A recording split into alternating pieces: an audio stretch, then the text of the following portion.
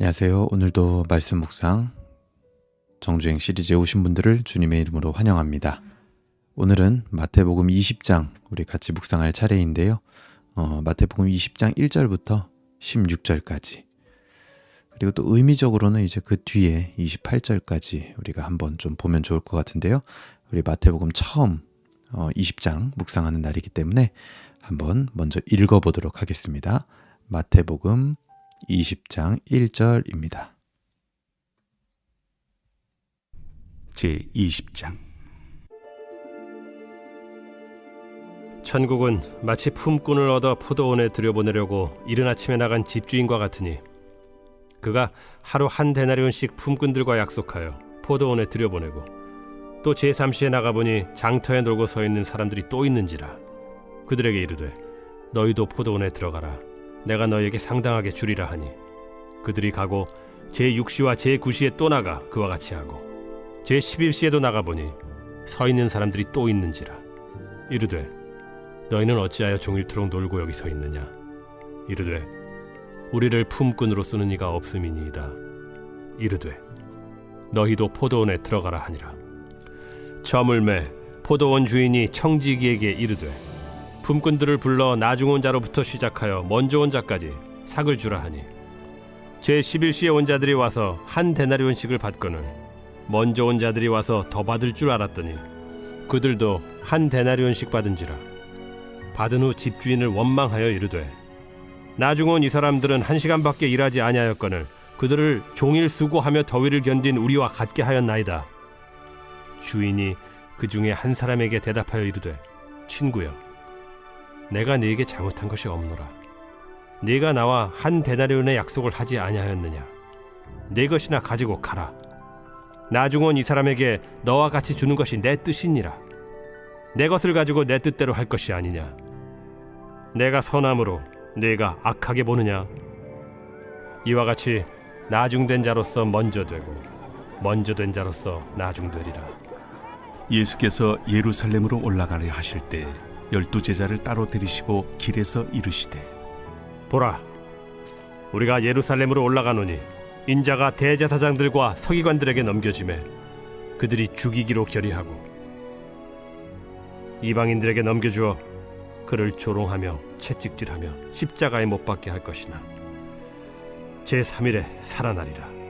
그때 세베대의 아들의 어머니가 그 아들들 데리고 예수께 와서 절하며 무엇을 구하니 예수께서 이르시되 무엇을 원하느냐 나의 이 두 아들을 주의 나라에서 하나는 주의 우편에 하나는 주의 좌편에 앉게 명하소서. 너희는 너희가 구하는 것을 알지 못하는도다. 내가 마시려는 잔을 너희가 마실 수 있느냐 할 수 있나이다. 너희가 과연 내 잔을 마시려니와 내 좌우편에 앉는 것은 내가 주는 것이 아니라 내 아버지께서 누구를 위하여 예비하셨든지 그들이 얻을 것이니라. 10 제자가 듣고 그 두 형제에 대하여 분이 여기거늘 예수께서 제자들을 불러다가 이르시되 이방인의 집권자들이 그들을 임의로 주관하고 그 고관들이 그들에게 권세를 부리는 줄을 너희가 알거니와 너희 중에는 그렇지 않아야 하나니 너희 중에 누구든지 크고자 하는 자는 너희를 섬기는 자가 되고 너희 중에 누구든지 으뜸이 되고자 하는 자는 너희의 종이 되어야 하리라. 인자가 온 것은 섬김을 받으려 함이 아니라 도리어 섬기려 하고 자기 목숨을 많은 사람의 대속물로 주려 함이니라. 그들이 여리고에서 떠나갈 때 큰 무리가 예수를 따르더라. 맹인 2 사람이 길가에 앉았다가 예수께서 지나가신 다음을 듣고 소리질러 이르되 주여, 우리를 불쌍히 여기소서. 다윗의 자손이여. 무리가 꾸짖어 잠잠하라 하되 더욱 소리질러 이르되 주여, 우리를 불쌍히 여기소서. 다윗의 자손이여. 예수께서 머물러 서서 그들을 불러 이르시되 너희에게 무엇을 하여 주기를 원하느냐 주여, 우리의 눈뜨기를 원하나이다. 예수께서 불쌍히 여기사 그들의 눈을 만지시니 곧 보게 되어 그들이 예수를 따르니라.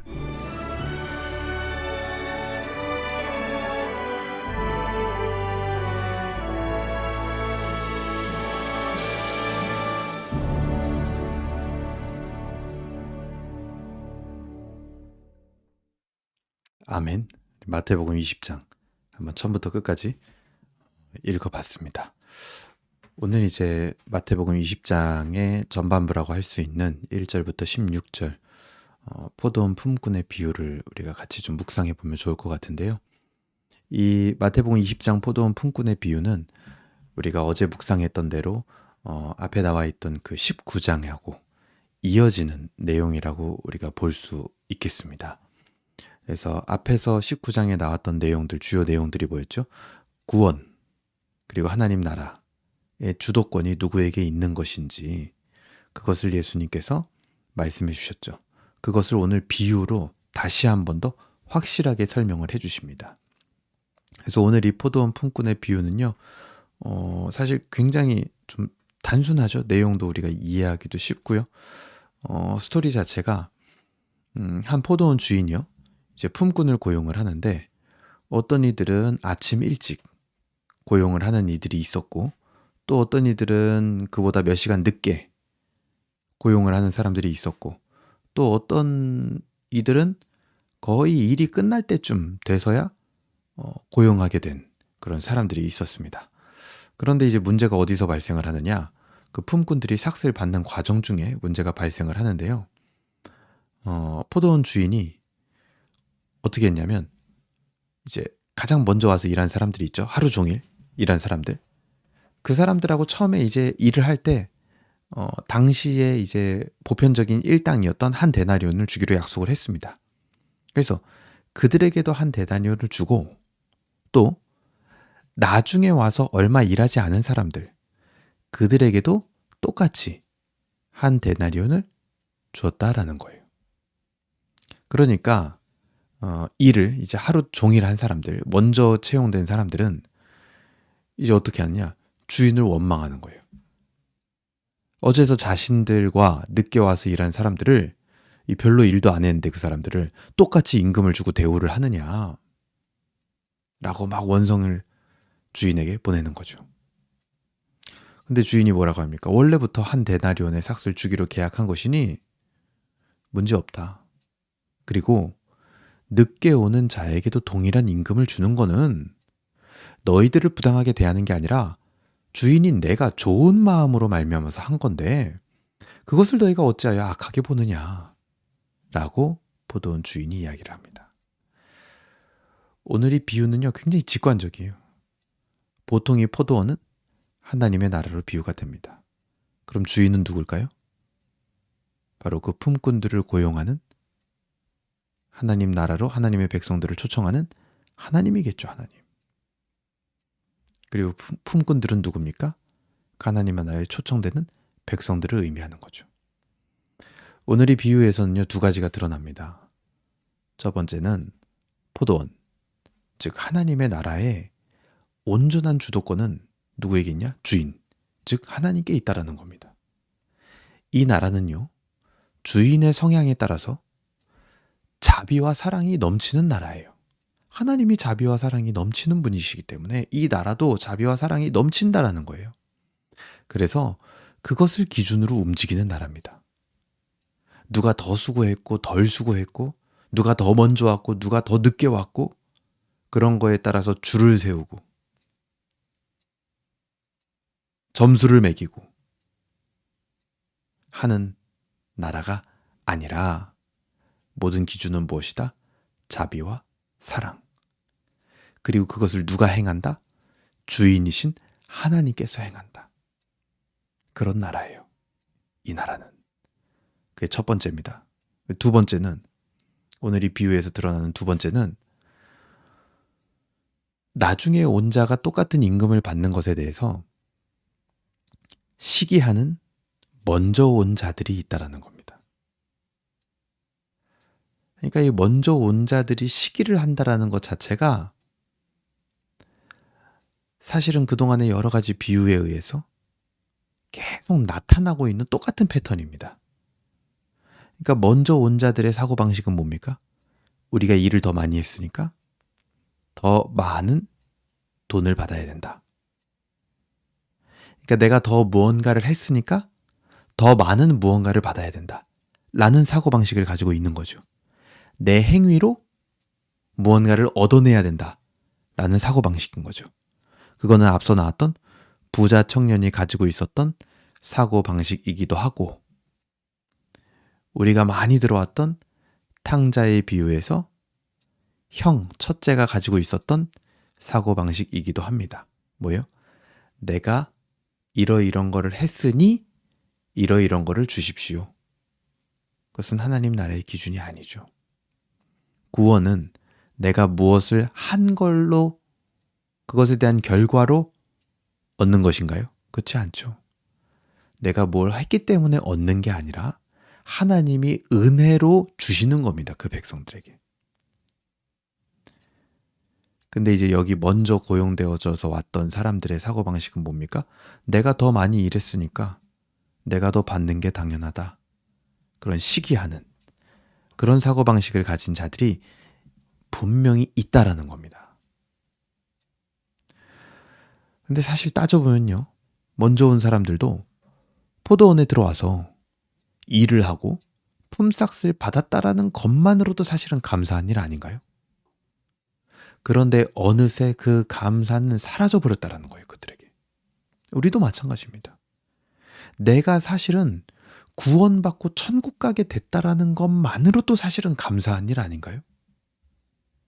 그런데 도대체 왜 언제부터 그 감사와 기쁨은 사라져버렸죠? 그 지점에서부터 문제가 발생한다라는 거죠. 근데 이 먼저 와서 일한 사람들은 어땠습니까? 자신들이 받은 은혜는 고스란히 까먹고 오로지 자신들의 기준에서 자신들보다 편하게 일한 것 같은 형제에 대한 시기심으로 주인에게 원망하고 있는 것.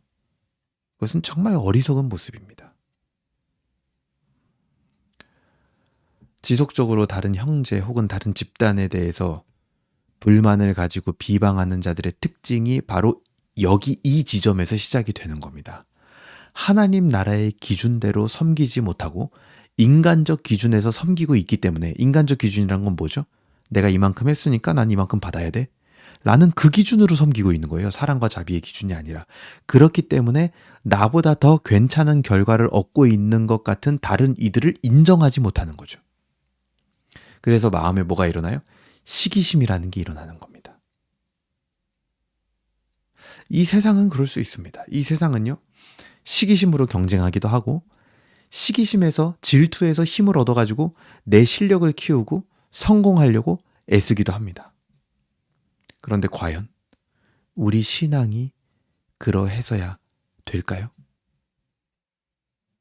우리는요, 내가 이미 너무나 큰 사랑을 받았기 때문에 나도 그렇게 이웃을 사랑하는 마음을 가지고 섬기는 자들이 되어야 하는 겁니다. 그게 우리의 움직임의 동력이 돼야 되는 거예요. 동력. 무엇이요? 이웃을 사랑하는 마음.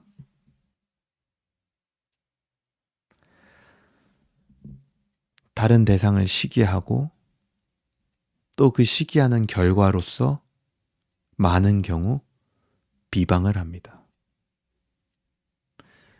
이웃을 진정으로 사랑하는 마음이 없다면 우리는 사실 비방도 하지 말아야 됩니다. 사랑하는 마음 없는 비판과 비방은 그냥 시기의 결과물일 뿐이에요. 그래서 듣는 사람들을 매우 불편하게 합니다. 우리는 이 지점부터 시작해야겠어요. 과연 내가 내 형제들을 바라볼 때 진정 사랑하는 마음을 가지고 있느냐? 아니, 직접적으로 얘기하면요, 아니, 단 한 번이라도 그를 위하여 기도했느냐? 진지하게 일정 시간을 써가면서 정말 그를 위하여 한 번이라도 기도해 보았느냐? 그렇지 않고 하는 모든 말들은 인간적 기준에서 하는 말일 가능성이 매우 큽니다. 누군가를 시기하고 비방하고 그것으로 인해서 뭔가 나의 정체성을 찾고 내가 뭔가 더 우월감을 느끼고 있다면 우리는 지금 하나님 나라의 기준대로 살지 못하는, 하나님 나라와 전혀 어울리지 않는 사람이 되어가고 있는 심각한 상태에 처해 있는 겁니다.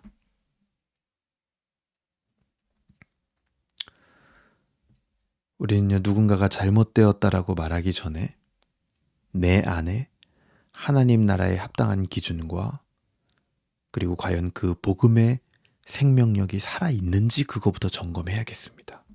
그게 가장 시급한 문제입니다. 그리고 나서 포도원 주인과 같이 아직도 일할 곳을 찾지 못하고 있는 자들이 오히려 지금 먼저 들어온 나를 밟고 넘어서서 포도원으로 일하러 들어올 수 있도록 섬기는 자가 되도록 우리는 기도해야겠죠. 우리가 그렇게 돼야겠죠. 그것을 위해서 우리는 기도해야 된다는 겁니다. 그것이 바로 예수 그리스도의 십자가의 방식입니다. 그래서 오늘 비유 바로 뒤에 보면요, 죽음과 부활을 세 번째로 예수님께서 이르시죠.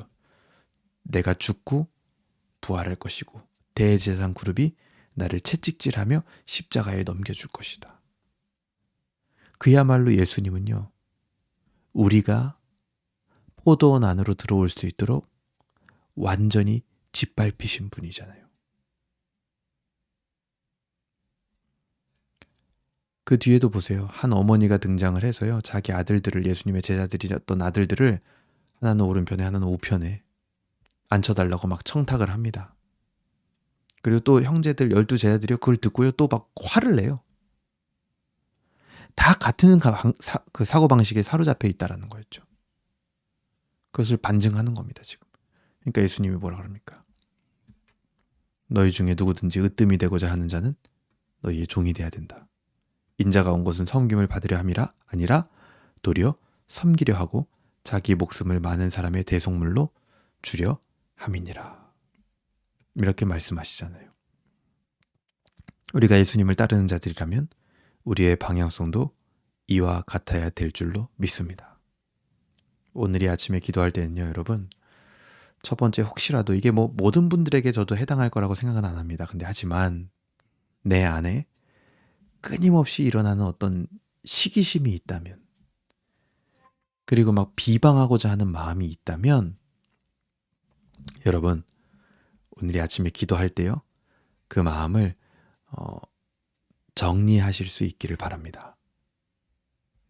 그리고 두 번째로 우리가 기도해야 할 것은 우리가 그 포도원에 어울리는 품꾼이 되어야겠습니다. 그러려면 가장 필요한 게 뭡니까?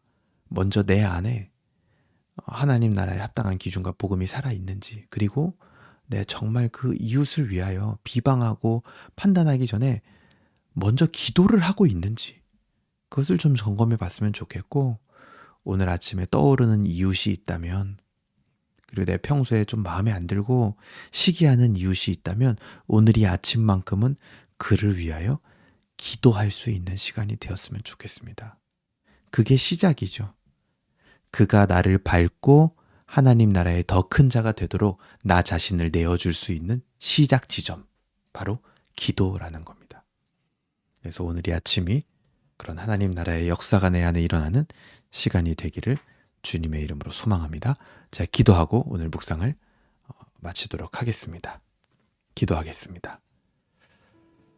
하나님 아버지, 감사합니다. 오늘 마태복음 20장 말씀을 통하여서 예수님께서 다시 한번 하나님 나라의 중요한 원리를 이 포도원 주인과 품꾼의 비유로 말씀을 해주셔서 감사합니다. 우리 안에 하나님 나라의 원리가 아니라 인간적 기준을 둠으로 인해서 나 자신도 힘들었을 뿐만 아니라 끝없이 올라오는 시기심과 질투심, 형제를 사랑하지 못하는 마음, 그래서 비방했고 비판했고, 그것을 가지고 내가 우월감을 느끼고 내 정체성을 찾았던 그런 모습들이 우리에게 있었습니다. 주님, 이제는 그런 모습을 우리가 벗어나서 예수님과 같이, 그리고 예수님의 가르침대로 가장 먼저 섬기는 자들이 되게 하여 주시옵소서. 하지만 우리가 한순간 그렇게 바뀌어지긴 쉽지 않을 것입니다. 하지만 이 아침에 우리가 정말 결심하는 마음으로 평소에 내가 시기하고 질투했던 자들을 위하여 하나님 아버지 앞에 기도할 때, 이제는 그들이 하나님 나라에서 큰 복을 받을 수 있도록 나 자신을 내어주는 데까지 나아가는 그 시작점이 바로 이 기도가 될 수 있도록 하나님 은혜를 베풀어 주시고 인도하여 주시옵소서. 그리고 우리 안에 그런 하나님의 나라의 원칙과 복음의 생명력이 그렇게 기도할 때 다시 한번 회복되게 하여 주시옵소서. 감사드리며 예수님의 이름으로 기도합니다. 아멘. 네, 오늘 아침도 우리 같이 기도할 수 있어서 또 묵상할 수 있어서 너무나 감사했고요. 오늘도 여러분 하나님께 영광 돌리고 또 하나님을 즐거워하는 행복한 하루 되시길 바랍니다. 특별히 요즘 또 다시 날씨가 뭐 더웠다가 추웠다가 뭐 그늘이 졌다가 해가 나왔다가 막 오락가락 하는 것 같은데요. 이럴 때 더 여러분 건강 유의하시고요. 오늘도 행복한 하루 되시길 바랍니다. 감사합니다.